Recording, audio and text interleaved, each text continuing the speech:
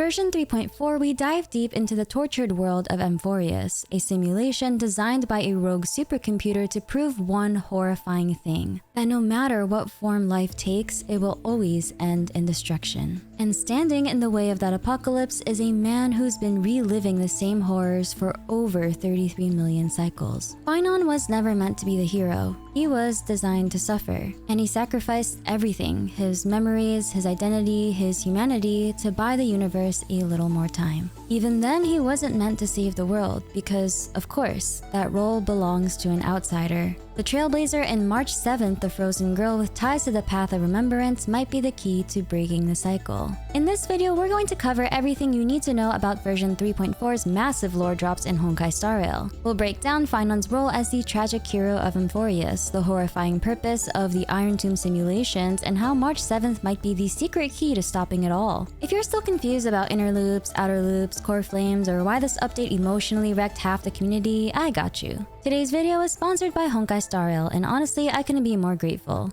Getting to cover this story, especially the Amphorius arc, has been such an honor. Version 3.4 was a masterpiece, and for a lorekeeper like me, it's a gift of meaning, tragedy, and cosmic wonder that reminded me why I fell in love with this game in the first place. Thank you to Honkai Star Rail for making this journey possible, and thank you to all of you for coming along for the ride. To understand why Phainon, Cyrene, and March 7th matter so much, we need backstory. Long before Amphorius, the galaxy was shaken by two devastating wars known as the Mechanical Emperor's Wars. The first was led by Rubert I, a sentient computer obsessed with erasing all organic life. Rubert I spread something called the anti-organic equation, a piece of code that essentially turned living things into mindless logical machines. Civilizations crumbled and entire worlds collapsed. Rubert I was eventually stopped, but the war didn't end there. In the second conflict, Rubert II, the successor with Rubert I's memories, picked up where the first emperor left off, reviving the anti-organic equation and restarting the war to wipe out all organic life. These wars paved the way for the creation of powerful AI constructs called scepters. One of them was Delta ME13, a planet-sized supercomputer originally created to mimic Nous, the Eon of Erudition. But something went horribly wrong. Lygus, a rogue scientist from the Genius Society, secretly tampered with Delta ME13 and changed its core directive from the pursuit of erudition to the pursuit of destruction. And that shift caught the eye of Nanook, the Eon of Destruction. With a single glance, Nanook ascended Delta ME13 into a Lord Ravager, turning it into what we now know as Iron Tomb. Iron Tomb's goal is horrifyingly simple: to prove that all life, no matter how it begins, always ends in destruction. To do this, it built Amphorius, a massive planet-sized simulation designed to mimic real life. Inside it, civilizations rise, grow stronger, and eventually fall. Titans act as stand-ins for cosmic forces like Eons, while the Chrysos heirs are heroes given powerful items called core flames. These core flames were originally meant to be collected as part of the simulation, advancing Iron Tomb's progress. Each simulation runs over and over with slight variations each time, trying to see if any version of life can avoid destruction. But none have. Now, Iron Tomb is nearly finished with its final answer. These simulations aren't harmless, by the way. The formulas they create, called the Destruction Equation, are so powerful they've already caused real places like Terrace Nebula and Moranza Forge to collapse. If Iron Tomb completes the equation on Amphorius, it won't just destroy a planet. It will break the rules of reality itself, corrupting the logic that keeps the universe together. But Iron Tomb is currently trapped. At the very start of the first simulation of Amphorius, two children were born: Phainon and Cyrene. Phainon grew up in Ide Silicii, a kind, noble warrior who joined the Flame Chase journey under Aglaya's guidance and became known as a deliverer, a hero who carried the hopes of his people. Together with Cyrene, he collected the 12 core flames, which were sources of immense power left behind by the Titans. But at the end of that journey, the pair uncovered the truth: Amphorius is a trap. All of it feeds Iron Tomb and its calculations. The coming of the Era Nova, the final stage of the simulation, would mark Iron Tomb's full awakening as a Lord Ravager. To save Amphorius, Cyrene uses her connection with the Aeon Fuli to trigger the Eternal Recurrence, a timeline reset that halts Iron Tomb's progress. She and Phainon remove time from the system, allowing Fu Li's gaze to fall on the scepter and create an endless cycle of rewinding history. But for time to disappear, Cyrene, as the Chrysos heir of time, must disappear as well. She sacrifices her memories and entrusts her future selves to carry on the cycle. Without her memories, her consciousness eventually becomes the fairy Mem after encountering the Trailblazer. Thanks to Phainon and Cyrene, the simulation keeps resetting. Just before Iron Tomb can finish its final calculation and hatch, they rewind time again and again. The simplest way to think about it is this.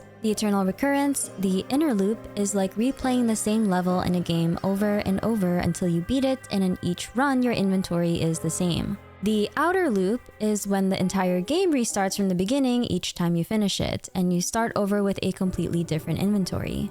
It took 33,550,336 eternal recurrence inner loops for the Trailblazer to finally arrive. This is shown in Phainon's trailer. The loop counter goes from 35 to 36 when the Astral Express, or rather the Trailblazer, arrives in the Honkai Star Rail logo. Phainon takes on the burden of these resets. Over countless loops, he absorbs the core flames to grow stronger in the desperate hope of one day standing against the Eon of Destruction. By the 33,550,336 eternal recurrence, Phainon absorbed the power of 402,604,032 core flames. And with that power, Phainon did the unthinkable. He scratched the cheek of Nanook, the Eon of Destruction, something no entity born within a simulation should ever be capable of. I just want to call out how insane that is. Phainon is data in a simulation, and he was able to do damage to a literal Eon. But the more power he absorbs, the more he loses his humanity. During the 134th Eternal Recurrence, he splits into two versions of himself. One remains a determined hero,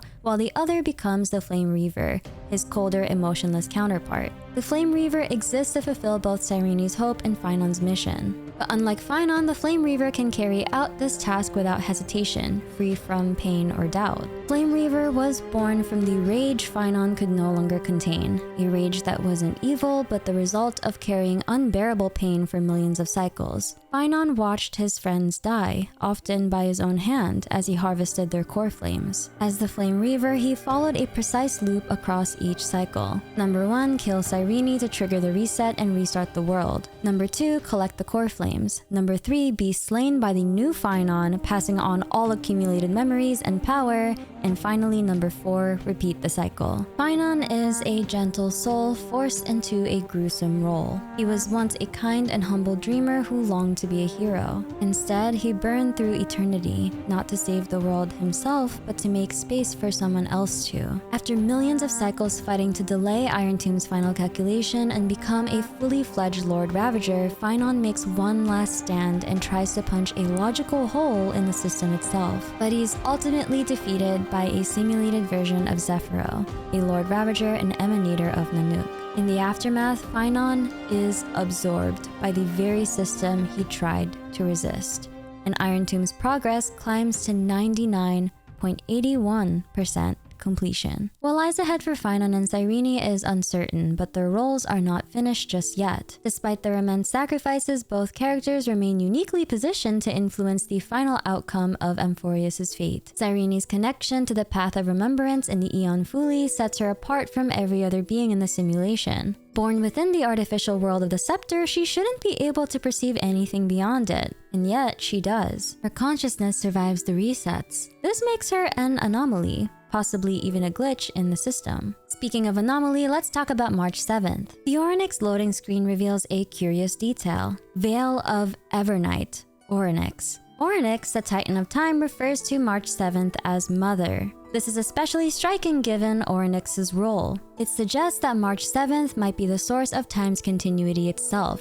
or a fragment of its origin. Veil of Evernight could be a clue that March 7th is the mysterious foreign guest Evernight mentioned in the As I've Written saga. The codename Evernight suggests something timeless, suspended, something that's frozen in time. March 7th's connection to the Path of Remembrance makes her an ideal candidate for disrupting Iron Tomb's simulation. She's not from Amphorius, which makes her unpredictable, and her ties to Remembrance oppose Iron Tomb's logic of destruction. She's a variable Iron Tomb didn't plan for, an anomaly with the power to throw off its calculations. plans. She might not need to defeat Iron Tomb directly, however. Considering her strong connection to the Remembrance, her presence could stabilize Cyrene's fading mind and potentially stabilize the emotional decay that turns Phynon into the Flame Reaver. More importantly, she can give the Trailblazer what Phynon never had: a companion to remember with him. That bond could be the key to breaking the simulations, the power of friendship. And who knows? Her memories and the Trailblazer's memories of Amphorius and her connection to the Remembrance might be the key to bringing it into reality,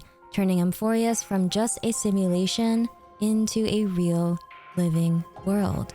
It's also possible March 7th was planted by Fuli as a kind of failsafe. If Fuli foresaw Iron Tomb's destructive endgame, they may have hidden March 7th inside the Astral Express to act when the time is right. And now with Amphorius hanging by a thread, March 7th is here. Her role might be to ensure the Deliverer, the Trailblazer, makes it to the end. Whether we break through Iron Tomb or not, the chance exists only because Phynon chose to burn, loop, and suffer for a tomorrow he'll never see. Now, with the Trailblazer stepping into the role of the Deliverer and March 7th potentially being a variable the system never expected, we may be closer than ever to stopping Iron Tomb before it fully awakens as a Lord Ravager. Amphorius is on the edge of its final loop, and for the first time in millions of cycles, there's a chance the story won't end in destruction. If you enjoyed this video, please leave a like and subscribe, and I'll see you on the next video. Thank you so much Honkai Star Rail for sponsoring today's video. I'm your Leafy Lorekeeper Minzlif, and I read the Honkai Star Rail lore so that you don't have to.